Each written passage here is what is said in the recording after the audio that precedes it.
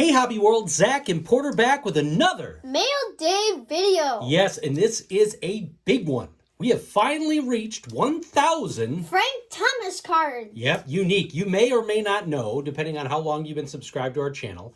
When I first got back into the hobby, it was because Porter and I were going through my old collection, and he was already starting to dabble in collecting. And one of our first goals was to get the Playing Day base card for all of Frank Thomas, Bo Jackson, and Carlton Fisk. Yeah, and we accomplished that. We did accomplish that, and then we moved on to other PCs like the 85 Bear rookie cards minus Walter Payton. And then we've just been really steady player collectors, and I've had a blast picking up a bunch of cards I never knew existed from back in the old junk wax era. And then Porter and I collecting a ton of Frank cards together. And thanks to our friend John Keating over at That 70s Card Show, we've now surpassed 1,000 Franks a little bit earlier than the National, which is coming up in a few weeks, and that was going to be one of our goals. So this all started because, and it's so funny because John's a friend, but I saw he had listed 2 Frank Thomas cards on his eBay page, and we'll put a link to that in the description. And I bought him, and he sends me a text, and he's like, "Stop buying things out of my store." And I told him, hey, I like to support the people that support us, and it's not charity. He's trying to supplement his collection with selling stuff off that he doesn't need, and so he sent me his Frank Thomas collection. He said, "Look," and I know this about John. He's not a fan of Frank Thomas. Why? He doesn't like the and that's why on the thumbnail he doesn't like how he's so anti-PEDs, but now he pushes a drug called Nugenics, which you don't know anything about. However, it started a little funny. So he said, "I don't need these. What do you want?" And I told him which ones that he had that we didn't have, and I said, "I in no way expect you to send these," and he sure did. So we're going to share those. But he sent a few other goodies, including a shirt that I'm going to wear at the National. 1980s plus earlier equals vintage. Yeah, so I tried to get... I wear to the National? Yeah, so you'll see it in the thumbnail. John is a stickler of when the classification for vintage starts, and us folks from the junk wax era, like Bo Thompson, myself, we're not as strict. Herman's not as strict. We're not as strict about that rule, but Cooter, John, they are. So he made these T-shirts. I told him, "Look, I'll wear it there. It's a good conversation starter." And then he also sent us let me show it. one of his favorite ball players. And this is another... Steve Garvey. Yeah, John does not like Steve Garvey. So we appreciate him sending that. So, but he did send some cool stuff outside of the Franks that you wanted to share. Like an aluminous relic from this year. Yeah, Clubhouse Collection. Really cool. Now, that's a bat relic. Mm-hmm. I'm not even going to say the name. It's a Sports Illustrated Kids funny videos. Yeah. Or funny photos. Nice White Sox card. And then some really cool vintage, and I have to say Chicago, not Chicago Bear football because cards. This is a Chicago Cardinals card. Yeah, these Bobby are Joe fantastic. I think these are 59. I won't even be able to tell. 2 Stan Wallace cards. And then a Joe Fortunato. Very cool. Now, we get into the creme de la creme of this video. We are now at 1,040 unique Frank Thomas cards.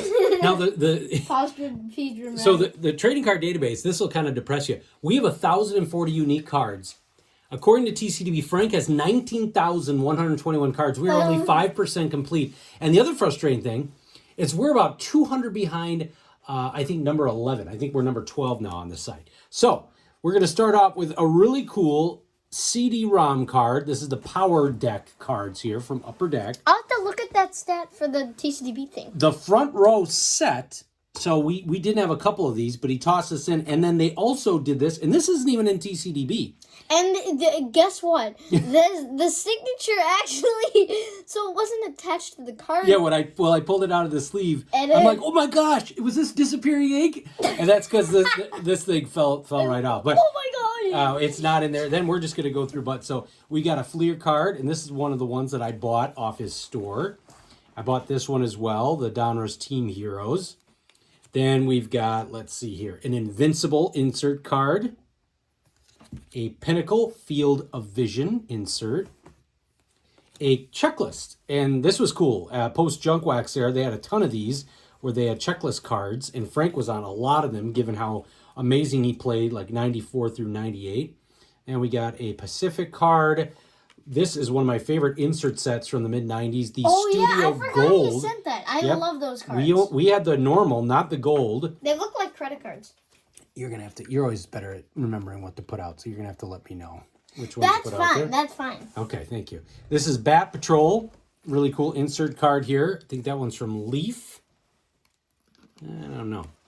Then we got a triple play checklist. Again, really exciting, but another unique one. Then we've got a Prism, and this is like the donut circle cards. Look at that really cool shine there. Then 93 Donruss. Can't believe I didn't have this insert. It was the MVP. Then we got another awesome upper deck card there, Superstars. Got a Leaf card here from a little bit later on in the playing day career. Frank Thomas MVP. Then a Bazooka card. There are a bunch of different variations of this. I got a mini, different color border. That's just the base. Really like this card. Look at how beautiful that is. A diamond. From 2004. An upper deck diamond. That's an autoglyphics or autoglyph. There was some different, I don't know what it was, but it had a unique name. Then we got the Absolute from 2005. This was cool. Check that out. That is cool. That's an awesome card. Then Leather and Lumber from 05. The year that we won the World Series. Then Prestige. Then we got another one of these kind of skybox autograph cards. Obviously, it's a not a real auto. And then a Donruss Diamond King from 2005. Here's a 2022 Topps Gallery. Yeah, beautiful card there. Surprised you didn't have that. Yeah, I know. Blue Jays. Nope, we had one that was, this is first edition. I think we had a different one. Then we've got him with the A's. And I don't think we've gotten to use Frank yet on the Immaculate Grid. We haven't had a Sox. No! We used Bo Jackson the other day.